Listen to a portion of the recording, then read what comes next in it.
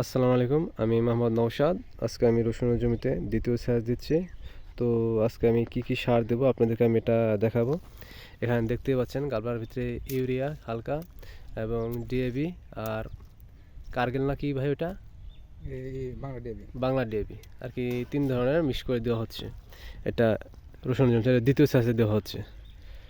তো আর পরবর্তী স্টেপে 3 নম্বর সেচও যা যা দেবো আপনাদের মাঝে তুলে ধরবো এবং আপনাদেরকে দেখাবো।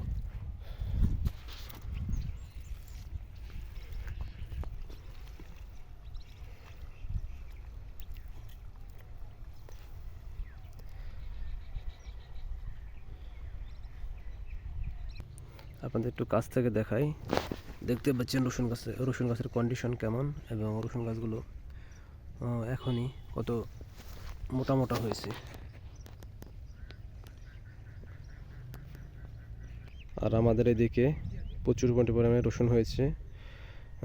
শুধু রসুন আর রসুন, অল্প কিছু জমি আমাদের এদিকে ভুট্টা বা অন্য অন্য কিছু হয়েছে, তো বেশিরভাগই রসুন হয়েছে। তো আপনাদের জেলায় বা আপনাদের এলাকায় কেমন কি হয়েছে কমেন্ট করে অবশ্যই জানাবেন আমাদেরকে।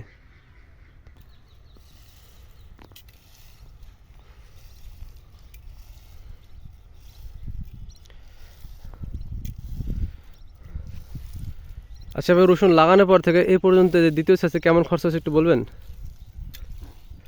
এখন ভাই এটা আপনার যাদের ব্যক্তিগত হিসাব, তা ঠিক আছে, তো আপনারটা আপনি বলেন, সমস্যা নাই। আমার ভাই দিতে এসেছে আমার খরচ গেতে এসে আমি 10টা জায়গায় মানে আপনার 10 কেজি আপনার চায়না ডিএবি। হ্যাঁ হ্যাঁ, আর হয়েছে 5 কেজি আপনার হচ্ছে বাংলা ডিএবি। ও বুঝতে পারছি। আপনার 260 টাকা নিচে হয়েছে আপনার বাংলা ডিএবি। আর 360 টাকা নিচে আপনার হচ্ছে চায়না ডিএবি। না, আপনার রসুনটাও দেখতে পাচ্ছি আলহামদুলিল্লাহ খারাপ না, মোটামুটি ভালোই আছে। আলহামদুলিল্লাহ আমার রসুনটা হ্যাঁ হ্যাঁ, আপনি যাতে বোঝা যাচ্ছে কৃষি কাজটা মোটামুটি ভালোই বুঝছেন আর কি কৃষি সম্বন্ধে। আগে থেকে করতাম, এখনো করতেছি। ও ও আচ্ছা, থ্যাংক ইউ ভাই।